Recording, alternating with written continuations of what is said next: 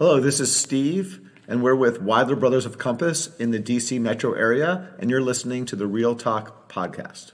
This is Naomi Klein, representing the Compass office in Beverly Hills, and you're listening to the Real Talk podcast. What up, everybody? This is Chef Jack Harris at the Takk Team podcast.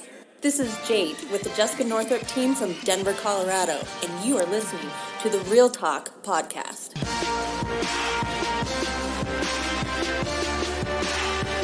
What's going on, guys? Welcome to another episode of Real Talk. Again, low subscribers. I always appreciate you all. And if you're brand new to the show, welcome. We talk everything real estate, whether it's New York City. I've had guests from Santa Barbara to Chicago to LA to Miami.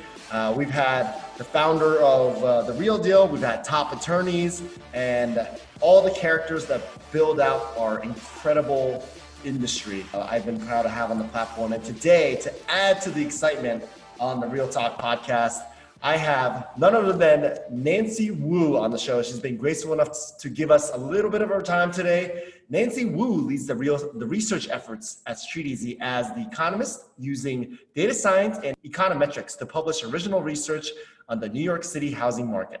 She was born in China. Nancy moved to Socal at the age of 6 years old.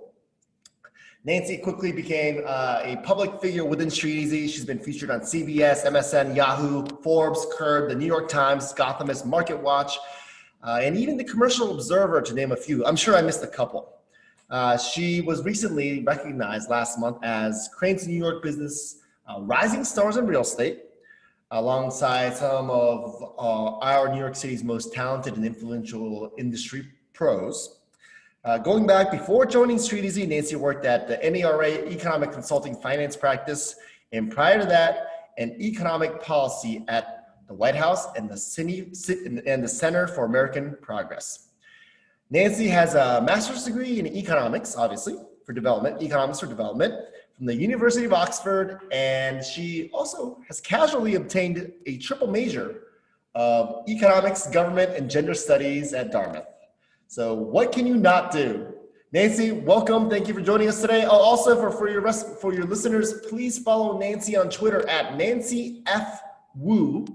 Again, it's Nancy F. Wu on Twitter, or you can look up Nancy Wu on LinkedIn. She is the only Nancy Wu that works at Streeteasy. So Nancy, again, welcome to the show. Thank you for joining us. Thank you for having me. I'm excited to be here. Thank you for joining us from SoCal. So I guess you're working remotely right now. I am. I've been working remotely since March, so I've been hanging out in SoCal lately and looking at all the deals in Manhattan, just waiting to go back, basically. Let's just start out with some warm-up questions, right? You obviously, like a lot of other, thousands of other people, hundreds of thousands, who knows, of people that actually still work for a New York City-based company, but are currently working remotely from out of town.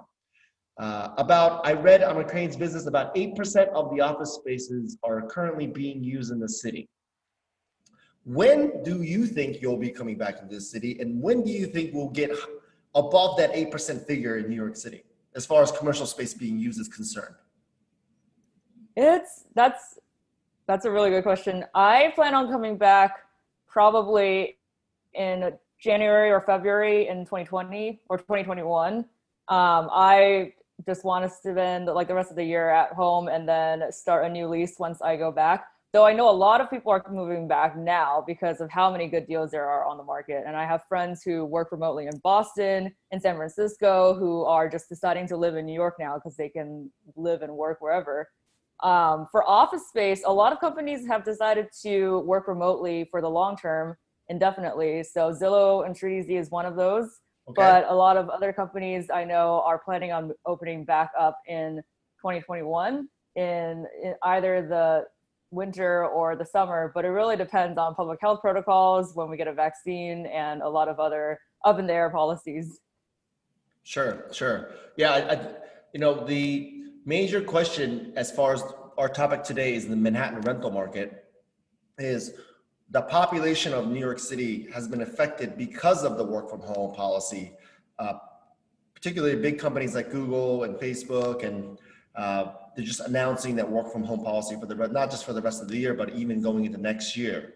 So that's definitely going to reduce the population of people that are going to be coming into these core cities, whether it's not just New York City, but whether it's San Francisco or Boston or Washington, D.C. How much of an impact do you think we have seen here in Manhattan as far as the rental market is concerned because of the office vacancies being so high? Manhattan has definitely seen the biggest impact from office vacancies compared to the outer boroughs for a few reasons. One is that a lot of Manhattanites no longer want to pay extra for that commuting premium to live close by to their offices now that they don't have to be in their offices. So people whose leases are up are moving to the outer boroughs in order to get more space for more affordability while not having to worry about the commute time as much. So that's one reason. Another reason is that a lot of Manhattanites are more mobile and come from out of state. So they have other homes outside of New York City that they are returning to temporarily or permanently. Like myself, I'm going back to California, and a lot of my colleagues have also gone back to their hometowns. And we plan on coming back, but it still adds to the lower demand that we're seeing this summer for rentals in Manhattan. Sure. And another group of Manhattanites are people who are planning on leaving the city permanently because in 1 or 2 years to start a family or to move to the suburbs. And a lot of those Manhattanites, their timeline for moving has been pushed up. So they're moving out now, taking advantage of the mortgage rates and no longer paying for their leases because they don't have to commute to their offices anymore. And they're moving out now rather than in a few years. So all of those factors are making just there be a lot more vacancies in Manhattan and fewer people who are on the rentals market demanding for. So you're saying that, I'm not sure, nobody's got to know the exact figures, but a lot of these people that moved out, were already on their way out anyway. It's just this pandemic essentially expedited that population to move out and then to cycle out, is what you're saying, correct? Yes. So the pandemic has expedited the natural attrition rate of the city. So typically a few people will move out of the city every year as they plan on moving to the suburbs or starting families or sending their kids to school. And the pandemic has just expedited that timeline for a lot of families in New York City. Interesting, I see. So let's focus the two markets. We have Brooklyn and we have Manhattan. And I'm a very religious tracker of Streeteasy's daily Manhattan rental count. It's the easiest number to find. You go into the rentals tab, you go into either click Manhattan or Brooklyn, and then no filters, just straight up, I want to see everything. And then you'll actually see the number of vacancies on the top for each borough. So for Manhattan, just to give you a quick update as of what I see right now, between 2:30, 1 or 2 o'clock today, I counted 23,568 vacancies. And then I checked again right before we jumped on our call, and we have 66 more apartments hit the market in those about 2-3 hours. We're at 23,634 vacancies as of right before about 3 p.m. For you listeners, we're recording this on September 8th, Tuesday, the day after Labor Day. So, partially, I think, a lot of the landlords or brokers were maybe away for the weekend, or they wanted to get some of the inventory off the market so they don't have to pay those daily fees. So then they relisted a bunch of apartments today. That's probably why there's such a big uptick. But to give you kind of a sense of that being Manhattan, and then the contrast of Brooklyn, the Brooklyn has hovered around 10,340 to 10,350 to 10,360 vacancies throughout the entire pandemic. To give you a little bit more context, Brooklyn has not hit the 11,000 vacancy figure since when I started recording the numbers, which was back in early July, which was about a week after phase 2 opening, which was on June 22nd. So, let me ask you the question of, the question will be, why is there such a big stark contrast between the hit of vacancy rates that Manhattan has taken versus Brooklyn, which obviously Brooklyn's year-over-year figures are still higher this year in terms of vacancy, but the impact hasn't been as substantially devastating compared to the Manhattan itself. Yeah, so the rentals market in Manhattan has been hit harder than the rentals market has in Brooklyn. And it's because Manhattan tends to be higher priced. Manhattan has that commute premium, and Manhattan apartments tend to be smaller. Mm-hmm. So during the pandemic, a lot of preferences have changed for people. Before, New Yorkers always faced the trade-off when renting an apartment between commute time and affordability. And now the trade-off has become about affordability and getting all the space and amenities that you want. Okay. So now with that preference in mind, a lot of people whose leases are up are moving from Manhattan to Brooklyn in order to get, for the same price, a much bigger space or that in-unit washer and dryer that they just couldn't have in Manhattan. Coveted. And making that trade-off now. So Brooklyn is still seeing pretty good demand that is coming from Manhattan. I would say that there's less demand for rentals across the city because just people are moving out of the city temporarily, but there's still relatively more demand in Brooklyn than in Manhattan. And just to put some context on the numbers here, we just got our August stats for the whole month an hour ago. So we saw that in the month of August, Manhattan had 40,971 units on the market through at any point in August. So that is a 93.9% increase year over year. So the number of listings on Manhattan's rentals market nearly doubled this August versus last August. So that's a lot more inventory out there. Oh my goodness. Can you elaborate again on 40,000 units on the market? Does that mean 40,000 units hit the market and then they either were rented or they came off the market or they're still on the market is what you're saying, right? Yeah. So all the markets that came on the market at some point in August. So if I counted 23,000 units today, then 17,000 units were rented in Manhattan for the month of August, if we're talking 40,000 units coming on the market. And then within those 17,000 units, we're maybe talking a few of those units were either temporarily off the market, never rented, or maybe, I don't know, the owner moved back in or did something with it, or maybe hit the sales market. Would that be accurate? That would be one way if the unit stayed on the market the entire month. It could also be the case that about 2,500 were on the market in the beginning of August, and then some came off and others came on, and it just averaged out to about 23, 25. I'm sorry, 4,000. You said 4,000. So 1,300. I said 13,000. I said 1,300. Yeah. Okay. Got it. Yes. So, but at any point in time, it just means that that's the number of vacancies that Manhattan saw in August. Yeah. I'm really happy that we're not at 40,000 vacancies in Manhattan right now, because that would mean that nobody was re-renting the apartments that came on the market, which would mean that would spell big trouble, especially because but the fact that we have about 20,000 vacancies right now means that there are still people re-renting properties in Manhattan. Yeah, there are people re-renting properties, and it usually comes at a huge concession or a discount, but there's a lot of room for negotiation right now for people who are thinking of renewing their leases or who are thinking of moving into and taking over someone else's lease. Yeah, I said this in my previous episode. I represent about 275 to 300 individual owners in the city, condo co-op.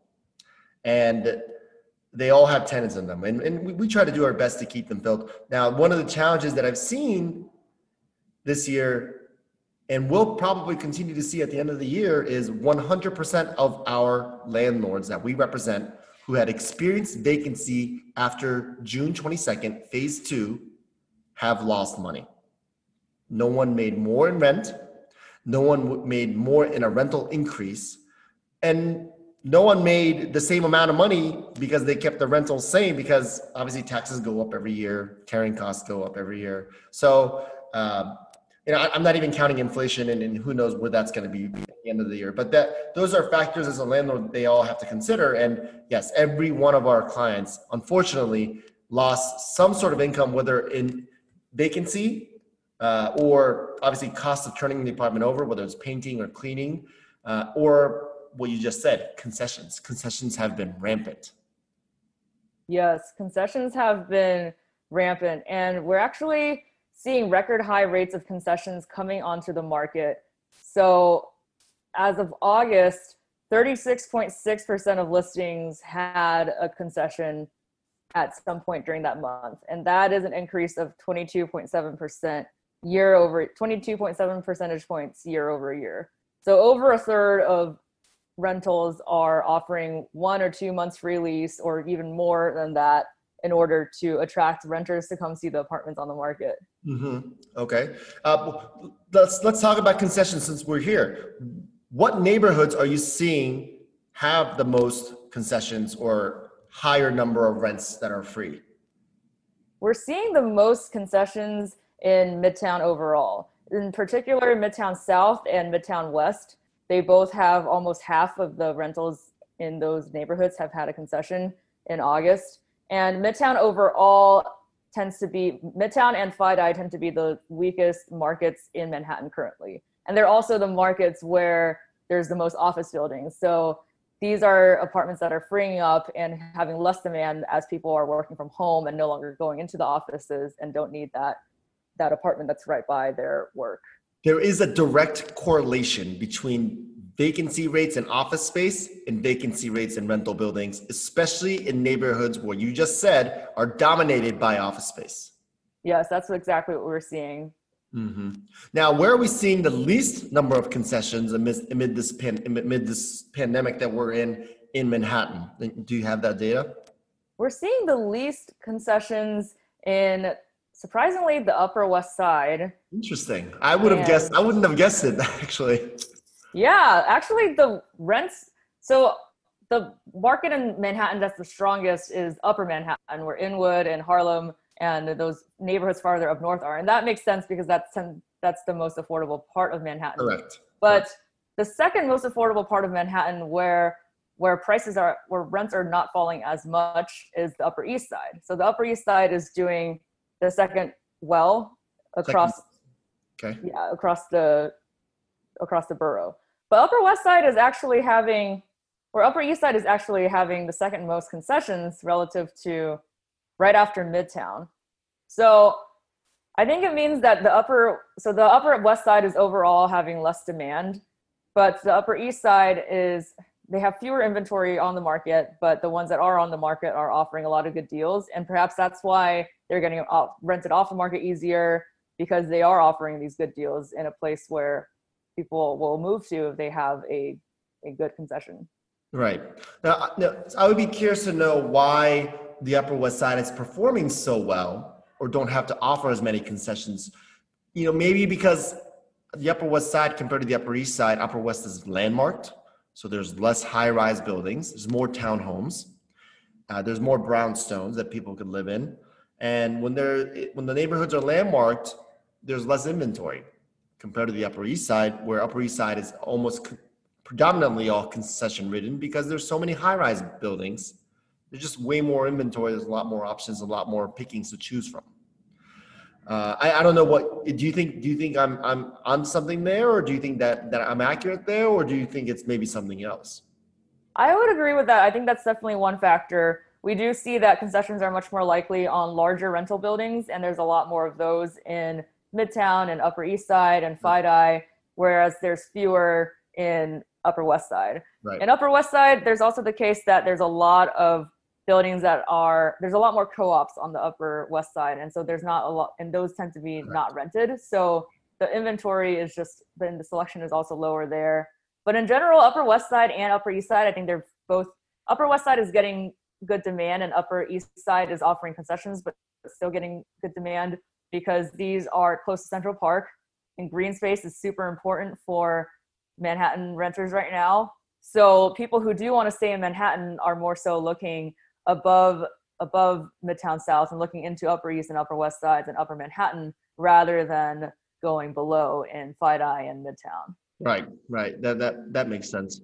Well, before the pandemic, where did you live? What neighborhood did you live in? Before the pandemic, I lived in Hudson Yards, and before that in Chinatown. So both in Manhattan. And Chinatown is doing pretty well right now. Lower Manhattan in general is having some really awesome deals right now. It's still a desirable place to live, and we're seeing a lot of rentals come off the market really quickly in that neighborhood. In Chinatown, I would just go there I would just live there for the food. I mean, the food options, the Hong Kong supermarket. I mean, it's some of the best, most affordable and tasty neighborhoods in Manhattan. Exactly. The food is great. It's easy to walk everywhere, and you're like basically in takeout paradise. So. Yes, exactly. It's amazing. What was your favorite part about living out in Hudson Yards?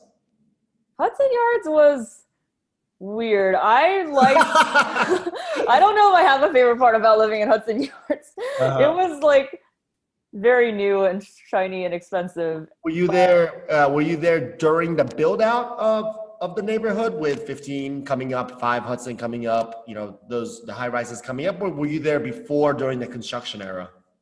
I was there when I lived there. There was all the new construction was still going on, and I was just sharing an apartment with a few friends, and they happened to want to live there, so that's how we ended up there. But I would say that, I mean, being close to Hell's Kitchen was pretty nice because there's a lot of good options for like convenience and for food over there. Hudson Yards in general is pretty empty, and I actually think that demand there is going to be a bit low for the upcoming season, like due to COVID, especially because there's just a lot of expensive condos there that aren't currently being sold or aren't being sold as quickly right now. There's a lot of foreign demand there as well, which has also declined due to travel restrictions.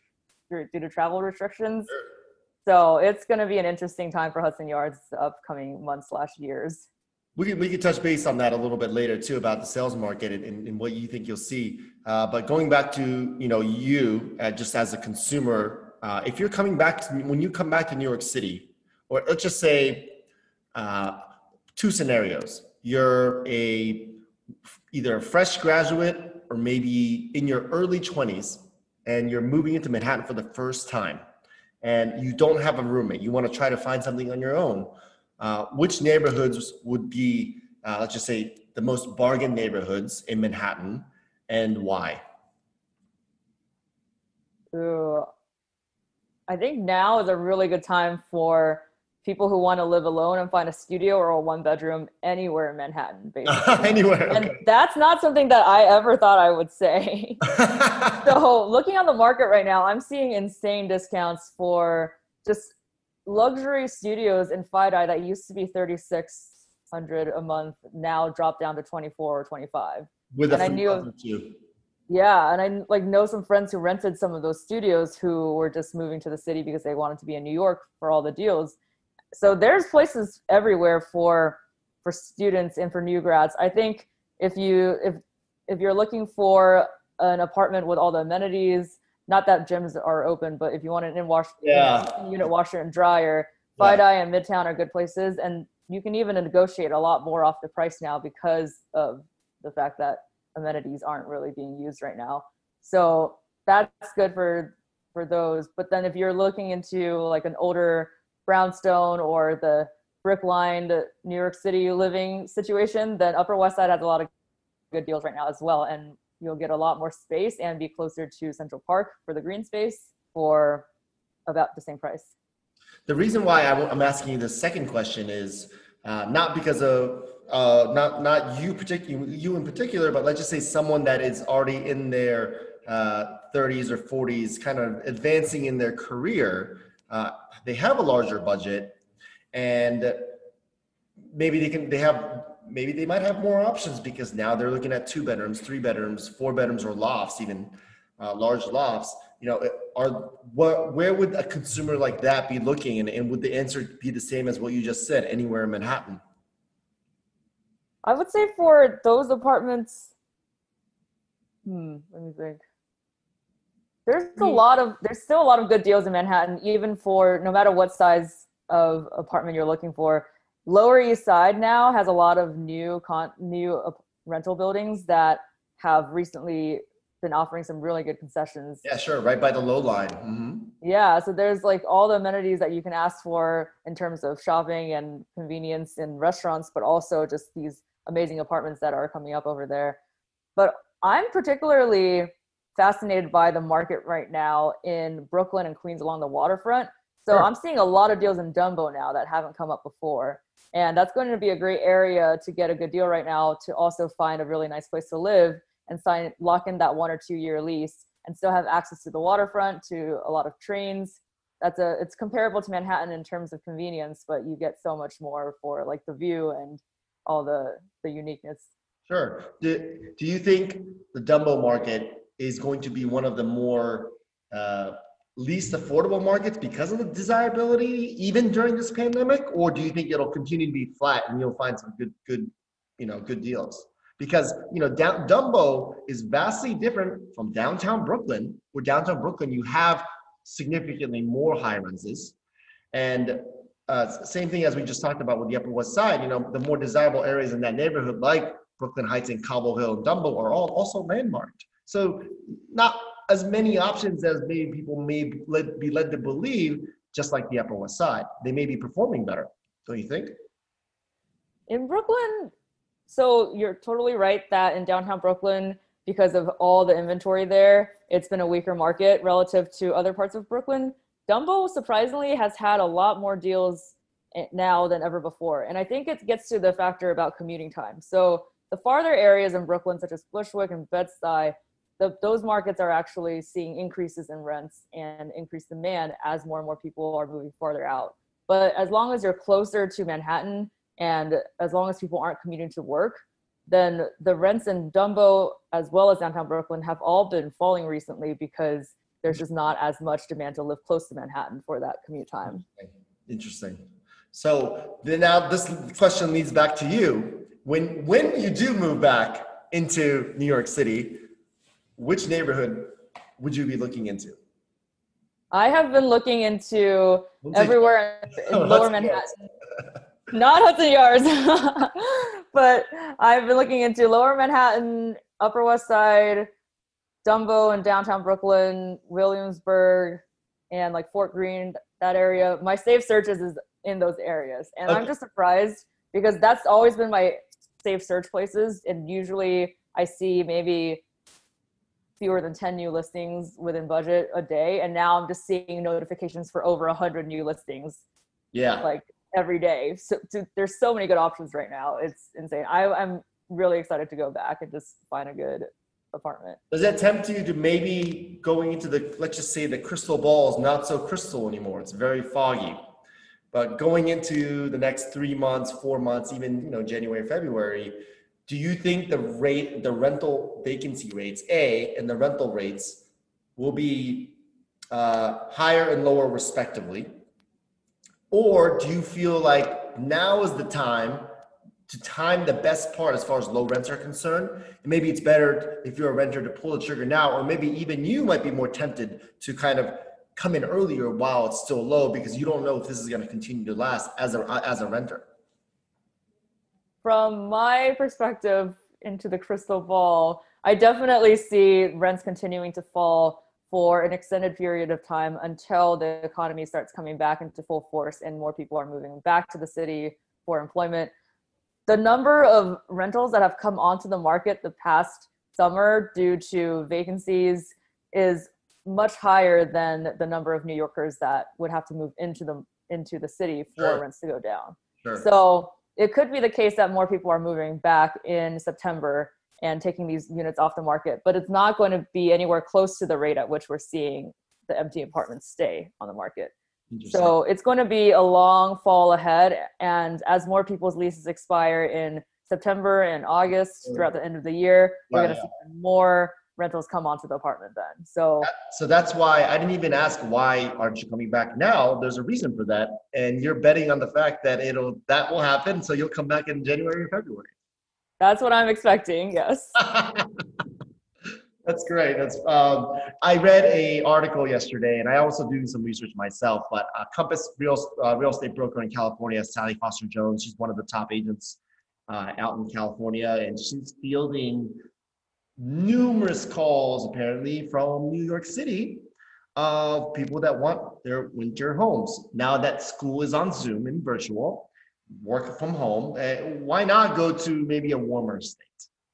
On the vice versa side, I myself, I'm a big fan of snowboarding, and I've been snowboarding since I was a kid. I was looking at some houses with my friends, and you could go up, Vail, Telluride, Crested Butte, Aspen. There's not much you can get on a pretty high budget, or if you try to up your budget. I have some friends that are willing to, not myself, but some friends that are willing to pay 10 grand a month, maybe a little bit more. But the things that you can get are, I would say, not very impressive. So there seems to be a huge demand of these winter homes that people want now because of Corona and work from home. And I find that fascinating and also somewhat ironic for the city. Yeah, there's been some destination places right now that are seeing a lot of demand, and Zillow has found that there's been an increase in demand in basically all metropolitan and suburban areas in the city, but not so much for New York City and San Francisco. So New York City and San Francisco are the two exceptions, because everywhere else you can find a reason. There's affordability in areas in the suburbs. And in places like LA, there's the view and the climate. Mm-hmm. In places like Aspen or Colorado, there's also the factor of the climate. So these places are having a lot of demand still. But New York City and San Francisco, where prices have been highly inflated in the past few years just due to the sheer number of people who live there and the people who have to work there, the strong job markets. These are areas where we're seeing lower demand during these months of COVID, when people have options to go elsewhere temporarily. But I have no doubt that New York City will return to even a stronger market than we've seen in the past. Just like after the Great Recession, New York City bounced back and rents and prices went from falling 10% year over year to rising 10% year over year, because the city just recovered so rapidly. And once the economy is back up in full force, people are going to want to come back to New York City and be here, because it's still the greatest city in the world with the most dining options, the best food, the most things to do. So I'm still very excited to come back to the city and see how it recovers. I love your optimistic outlook. There's always a silver lining in every situation that we're in. And, these are the lows, but, we experience the lows to enjoy the highs. A couple more questions for you before we wrap up, because I know you're very busy. Pretend that I am a major landlord in New York City, Ogden Cap, or maybe a Related, maybe Glenwood, or Panem Equities, or maybe the Managerian family, or XYZ, so LaFrac organization, or the list goes on. I own several high-rise buildings, many thousand units, and obviously the vacancies in New York City may, according to what you say, and what you said earlier, we may be well over 25,000 vacancies at any given point in time during the months of October, November, December, and January. What is you're trying to advise me? I hire you to consult us on how to navigate this new climate. What is your advice? Maybe one or two things that you would say as far as advice is concerned to ensure that our operation survives this pandemic. Ooh.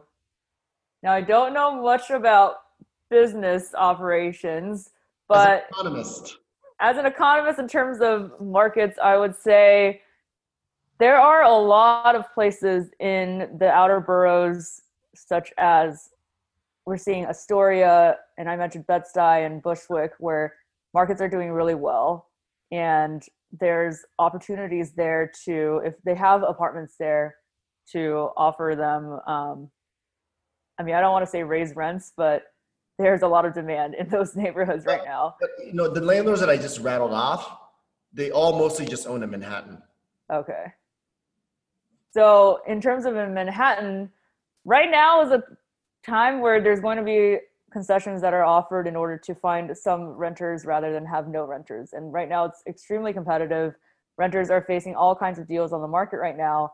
So it's that trade-off between offering another month of concessions or lowering the rent versus not having renters at all.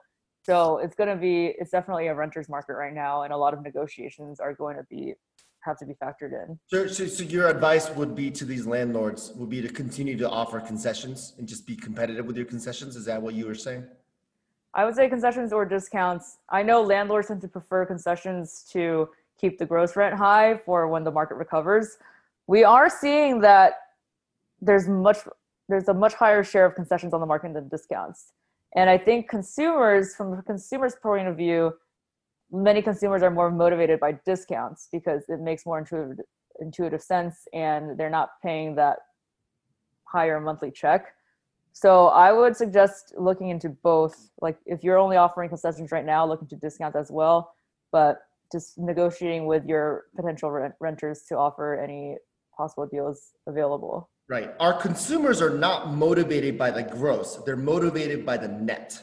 They don't care about what their gross monthly is. They want to pay the net monthly rather than getting all these free concessions at either the beginning of or the end of the contractual term, is what you're saying.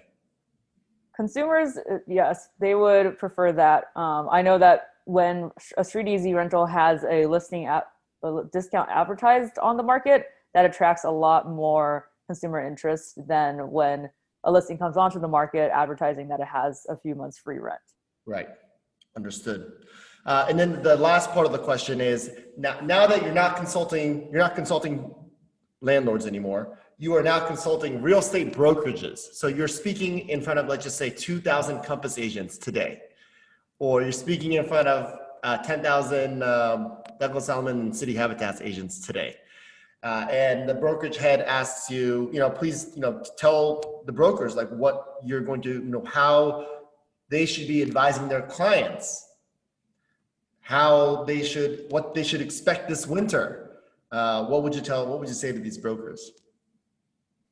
I would say, so to clarify, are the clients renters, or are the clients other like agents? Not both. They'll probably be the clients will be the brokers' clients will be landlords and renters and investors like myself. Like I have a lot of one-off owners of condos and co-ops that they want to rent their home, and also I have team members that take out renters. A lot of brokers here have renters with budgets of anywhere from $1,500 a month to $100,000 a month. That makes sense. I would say it depends on the building. If the building is a condo that has similar amenities and similar features to other condos, then the differentiating factor is going to be price. So offering the best deals is going to be what's attracting renters.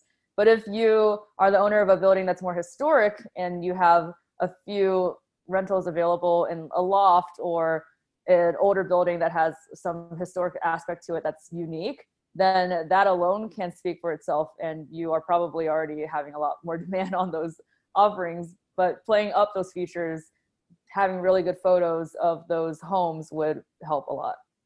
Good. So I'm sure a lot of the brokers, we have a lot of Compass brokers that follow the show, so I'm sure they'll appreciate your advice on that. But yeah, anyways, I just wanted to. I know you're busy, so I'm going to have to let you go, but I wanted to thank you very much on your knowledge and outlook of New York City and what you expect or what you might expect this coming winter.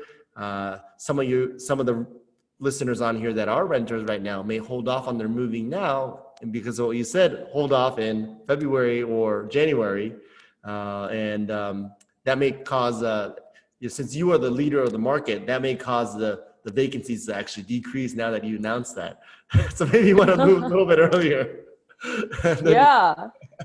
And I would say, I forgot one piece of advice for brokers. I would say that 3D tours are really hot right now. And we're seeing that rental listings that have a 3D home tour video on the listing are seeing more than twice as many contacts. Say that again. Please repeat that. That's very interesting. 3D tours are seeing how many times? Homes with 3D tours, rentals with 3D tours, we're seeing 122% more contacts. So renters who watched a home video were twice as likely to contact a rental that. Going a little bit deeper into that. When you say 3D tours, are you referring to the Matterport, or are you referring to an agent doing a little iPhone tour of the home? So Streeteasy has a feature where you can use I think you use your phone and you do a tour of the home, where there's a feature where you can record a 3D home tour and then upload it onto the listing. Yep. Yeah, I use it. We use that. Yes. And then some agents, if they have the money for it, they'll do a Matterport 3D tour with the floor plan style tour of the home. The only problem is for rentals, because the profit margins as far as deals are concerned is not that high, and Matterports cost more. It's not an efficient business model. That makes sense. Right. But yeah, even like just a video or something would be really helpful, especially because a lot of renters are still social distancing and looking at listings online right now before visiting them in person. So it's definitely a good way to differentiate your listing from others.